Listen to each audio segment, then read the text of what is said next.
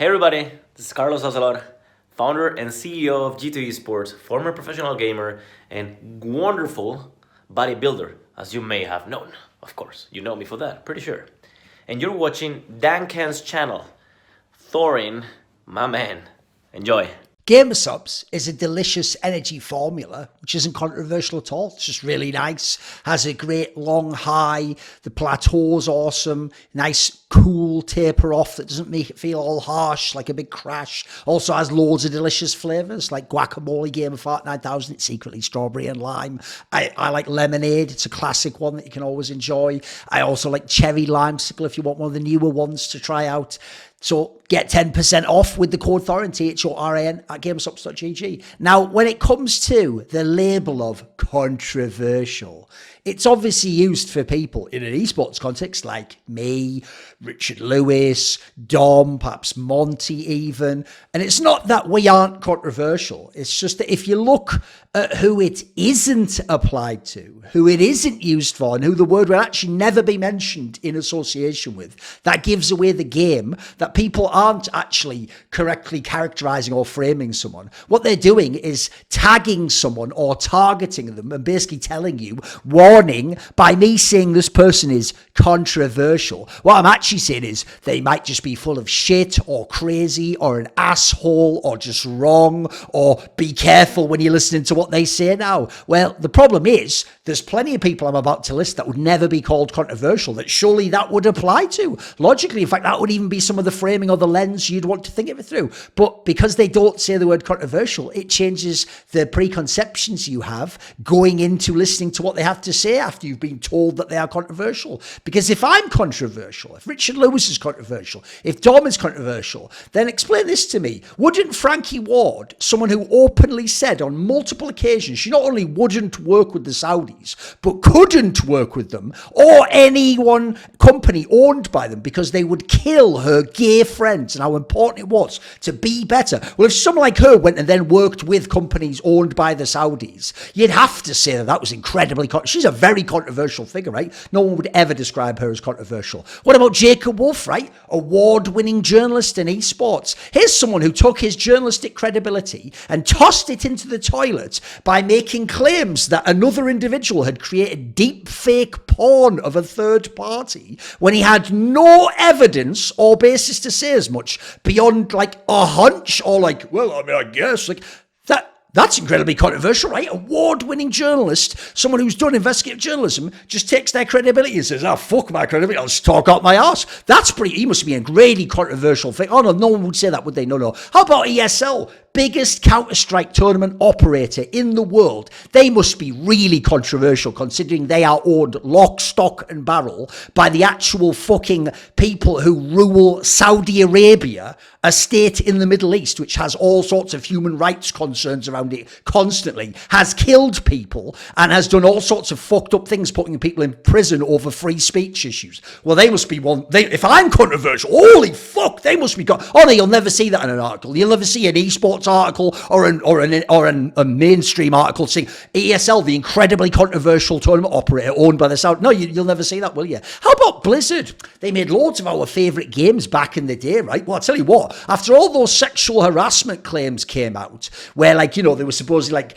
having the Cosby suite and they were like stealing fucking breast milk, and then supposedly a woman, based on her treatment there, might have actually committed suicide over the way she was treated. Well, that's beyond the pale of it. I've done fucking tweets and jokes people didn't like. So if I'm controversial, they must be upset. Oh, you already know where I'm going here. No one would ever describe them that way. They just describe them as, like, you know, award-winning video game maker. The makers of the beloved titles of StarCraft and World of Warcraft. Why can't they ever do that when they talk about me then? What about all my amazing interviews and all the great desk work I've done, which had nothing controversial in it? What about Richard Lewis, multiple-time award-winning journalist and some of the best, most important stories ever broken? Why would you go controversial immediately on him? That's just his opinions. What about Dom, one of the best streamers of all time, massive core streamer, used to be a professional player, actually someone, by the way, who's helped like shed light on regions like the LPL, etc. Plenty of players out there people didn't know. No, let's just go to a few incidents that you could describe as controversial and make that their whole thing is the tag controversial.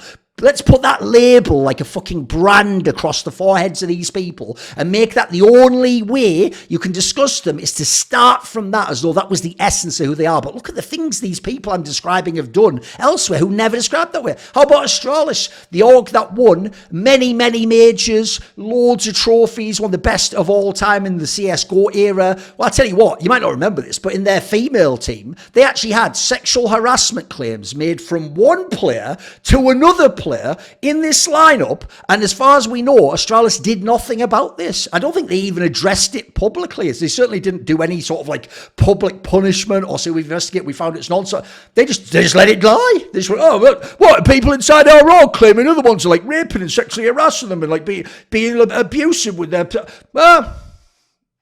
Oh, what's that? Is there a tournament on this weekend? Hey guys, to the stars. Well, that would be really controversial, right? Ignoring claims of that sort of severity. No one would ever describe Astralis as controversial like that, would they? How about Riot Games? Does every article, does every reference to Riot Games say how really controversial they are as an org? No, it doesn't. Even though they were bought entirely by a company which, via its relationship with the Chinese government, the Communist Party of China, actually has to give some of their profits to the Communist Party of China to spend on all sorts of projects, including like developing parts of the country, which I'll just say, I don't know specifically what they do, but that sounds really, really dodgy when you consider it's the developing parts of the country at the edge of China that have all those problems, those like autonomous regions at the outskirts. That's where there's certain sorts of people who live there that you wouldn't maybe think of as Chinese, that might be having some sort of concerns with human rights, etc. So in that case, Riot Games must be really controversial, right? Even just their ownership. Think about who owns them, right?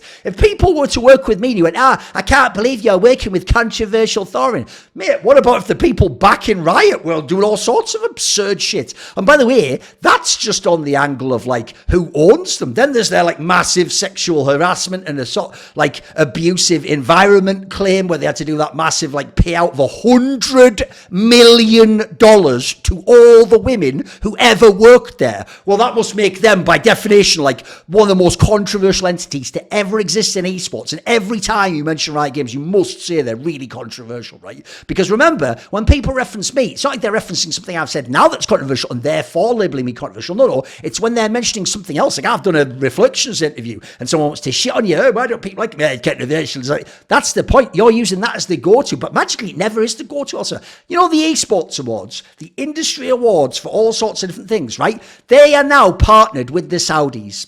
So the awards in esports that gives out awards to journalists are partnered with people at the top of the ownership group who it's alleged have had journalists killed, actually murdered for what they were saying or doing as journalists. We're going to then partner and then give out journalistic awards within the industry of esports that's now like partially owned by the Saudis. Well, that must make these esports awards absurdly controversial, right? That would be like working with people who had war crimes or something, right? We'd never all just sit back and say nothing about it. I bet everyone's going Carlos style in and just say, we got to get about the industry, run about there. Oh, what's that? No, they're still just the esports awards. Oh, okay. See, that's the thing. It's the people that you don't ever hear controversial used for. If people don't know, what really actually highlighted this to me was actually the 2016 American election, where you had Donald Trump, massively controversial figure, by the way. If you think about all the like wild things he said before he was president, he's a very bombastic figure. Obviously, part of what even people like about him, sort of like masculine Chad energy, is obviously things that some women find very offensive, or they find that if they're quite sensitive to it, they actually find it triggering, or maybe even cause a trauma response with them.